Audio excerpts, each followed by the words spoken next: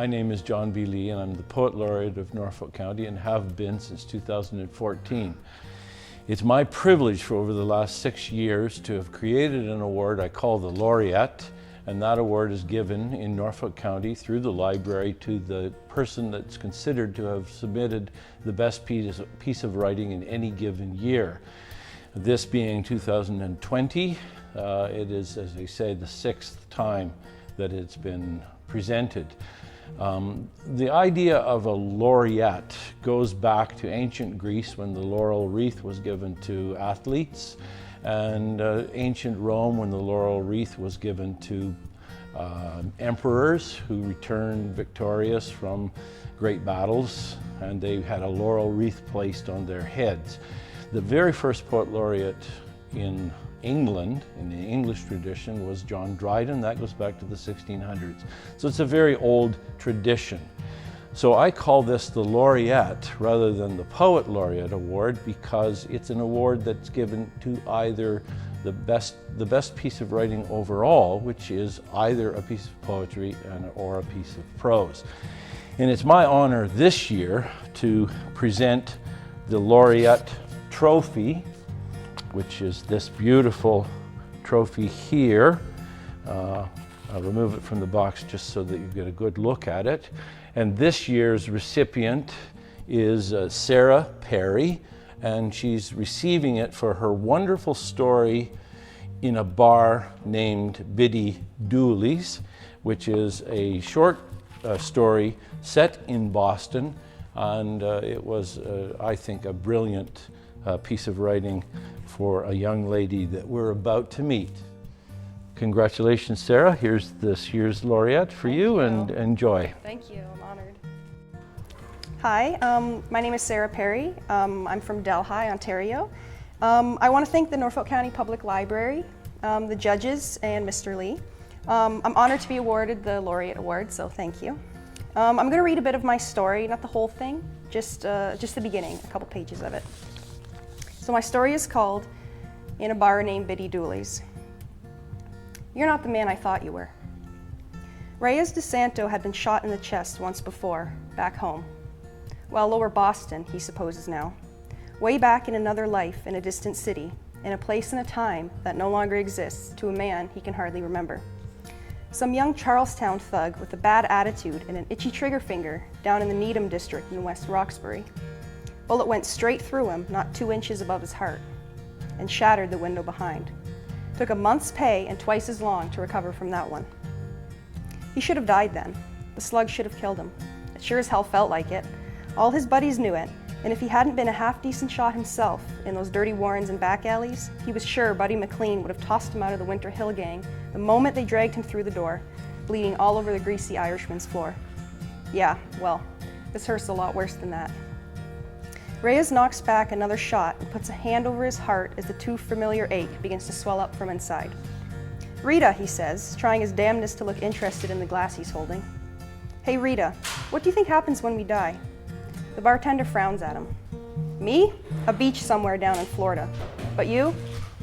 Hell if you're lucky. Well, I can't argue with that one. He motions for her to pour another shot, and she complies, the usual scowl on her face. Thanks, Rita. Sure. Reyes lives up in Somerville now, in a big white house overlooking Boston Harbor, but he'd rather drink in Biddy Dooley's downtown. It's a slanted little side street Irish pub sandwiched between 2 brick row houses at the bottom of a hill so steep he can't park his old T-Bird there in winter. The sunlight hasn't ever touched the shingles, and no one knows how old it is or where the name came from, only that it used to be a raucous speakeasy in its not-so-distant glory days. There's an apartment above that Reyes himself used to live in, as cramped and moldy as Rita can be. The liquor is cheap and watered down, still lingering in the basement from Prohibition. The linoleum floor is peeling back, and lead paint is chipping off the walls, and the chairs don't match, and the fan is broken. The air is stale and smothering, and the stench of rotten eggs wafts in through the screen door from the old tannery down the street. And hardly anyone comes here now because of that. They've all moved out of downtown, on the fringes of the city, stuffing themselves into those new bars springing up between the crawling suburbs like unwanted weeds. The place lingers with memory and ghosts in every empty chair. There was no reason, really, to be wasting away in this hole in the wall when Somerville's cafes and lounges lay just outside his door. Though in all honesty, and honest being a quality he was sorely lacking, Reyes kept hoping something might happen here that would bring Nate Kelly back into his life. It was like the bullet to his chest all over again, except this time it was his own hand on the trigger. Boston in 1962 was like a supernova, flashy, dazzling, but violent and fatal, especially if you looked at it too long or too closely. And it belonged to them, the Winter Hill Gang. A band of lawless bootleggers found themselves jobless after Prohibition and gave themselves a name and some people to push around. Then the McLaughlin brothers gunned and shanked their way to the top of the rival Charlestown mob hierarchy and gave the Winter Hill Gang, gave Buddy McLean and Reyes and all his friends a true run for their dirty laundered money, launching the city into one of its darkest, dirtiest, most corrupt chapters yet, the Irish mob wars. Dirty cops crawled through the streets like rats, bribes and shakedowns and shootouts as frequent as the New England rains. Then 3 years ago, Nate Kelly showed up from the deep south in his poor man's duds and his lockpick, and the sort of ambitious defiance that comes with being a black man in a white man's world.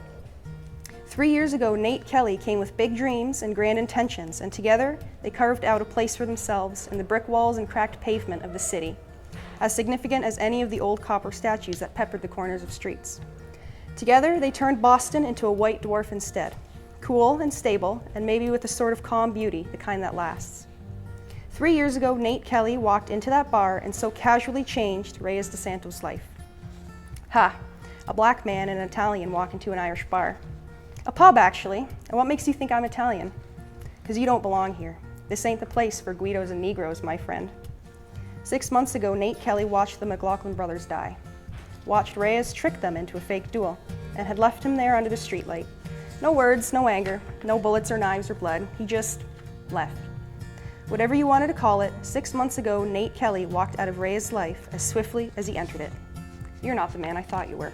This is a story about belonging, about wanting to belong, about making a place for yourself in the world despite everything the universe throws at you, and then realizing that maybe you didn't need everything you thought you wanted, and that everything you needed you already had.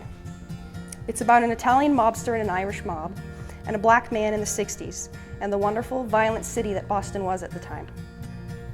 It's about the struggle one finds themselves in when they do get everything, and then lose themselves in the process.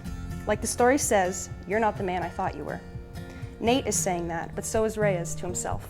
And the inspiration for the story isn't actually a particularly interesting tale. I just love history, and I find that part of history to be very cool. I think Boston is an amazing place full of history and stories, and I simply wanted to tell one of my own. And I feel like we as Canadians and Americans come from a kaleidoscope of different countries and are the children of immigrants like me, or are immigrants ourselves like Reyes. And we leave our countries for something better, for something more. We have to be careful of what we do and who we hurt on the way to get there. And sometimes we struggle to keep hold of where we came from and who we are. And I think a lot of people can relate to that. So again, I wanted to thank the library and the judges and Mr. Lee. There were a lot of great poems and stories, I'm sure, and I'm honored to be among them. Thank you.